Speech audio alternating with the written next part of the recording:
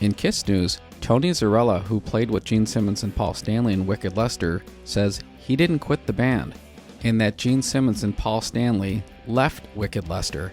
Now, I've only been a Kiss fan since 1977. 1, I've never heard of this guy.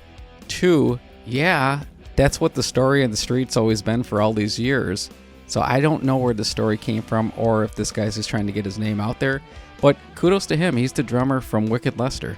Iggy Pop recalled his terror when he faced off with someone in a huge gorilla suit, and it turned out to be Elton John.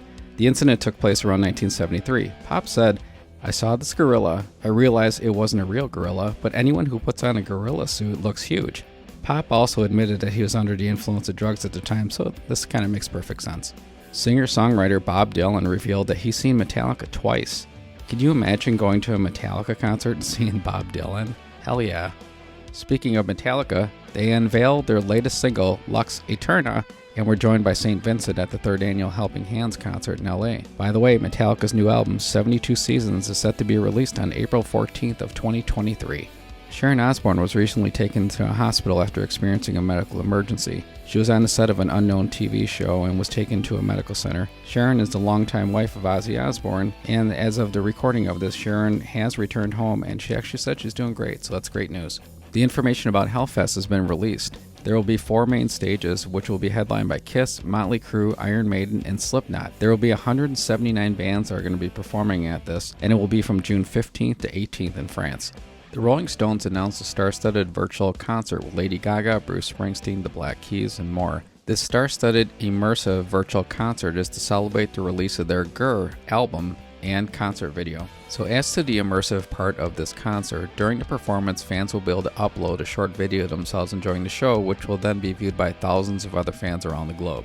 This live album is described as the definitive live hits album of the band's career. This is set to be released on February 10th. Slash has come out and squashed one of the longest rumors that's been running around on YouTube as well as the internet, that the iconic riff from Sweet Child of Mine did not come from a warm-up routine. Slash dismissed this idea while speaking to Eddie Trunk. Slash said, "Somebody else had said this and it became one of those things." He said, "It wasn't a warm-up exercise. It was just me messing around putting notes together like you do with any other riff. You're like, this sounds cool. Then you add a third note to it, and then the next thing you know, you have a melody." So it was a real riff. It was not a warm-up exercise. I cannot tell you, I have heard that so many times on the internet and as well as YouTube. So Slash, for the record, says it was not a warm-up routine. Speaking of rumors, AC/DC frontman Brian Johnson once again addressed rumors that the lyrics to the classic song Back in Black were not penned by the late vocalist Bon Scott. Johnson said he remembers that rumor starting around 1984. He said if it was true, Angus and company would have given Scott credit for it, but he did come up with the lyrics himself. On the 40th anniversary of Sammy Hagar's 7th album, 3 Lock Box, the singer recalls how he wrote the song Your Love Is Driving Me Crazy. Hagar recalls he was being asked by the head of promotions at Geffen Records to write a top 40 song like Eddie Money had out at the time with I Think I'm in Love. Hagar used the inspiration from Eddie Money's song as well as Rick Springfield's Jesse's Girl. Hagar was familiar with Springfield's Working Class Dog album, as the song I've Done Everything For You was re-recorded by Rick on the same album. Speaking of Rick Springfield, he also released his 40th anniversary of his Working Class Dog album.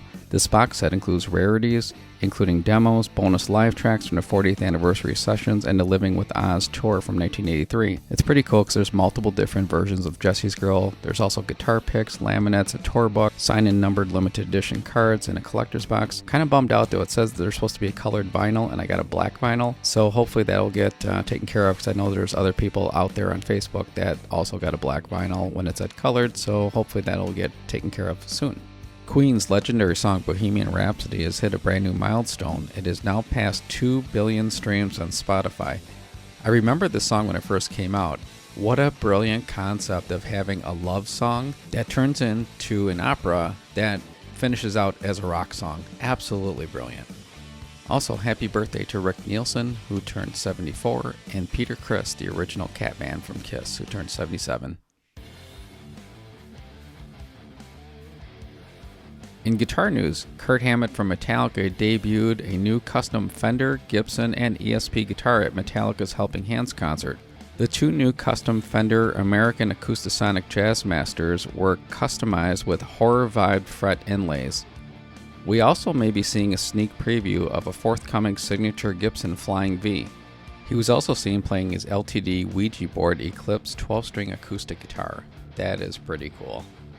Gibson has shared a recent unboxing video for the just announced The Collection / hardcover coffee table book, where Slash will tell the story behind the instruments he used throughout his storied career. The book is set to be released in January.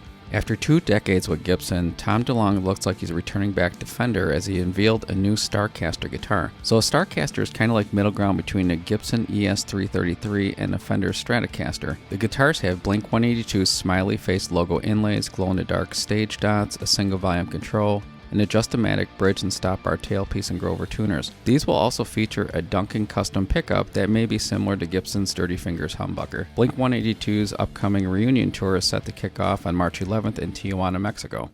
The band Quiet Riot has released a previously unfinished track featuring late vocalist Kevin DuBrow and the late drummer Frankie Banali. I Can't Hold On appears on the newly remastered version of the group's 2008 album Rehab, which has been added to streaming services for the first time.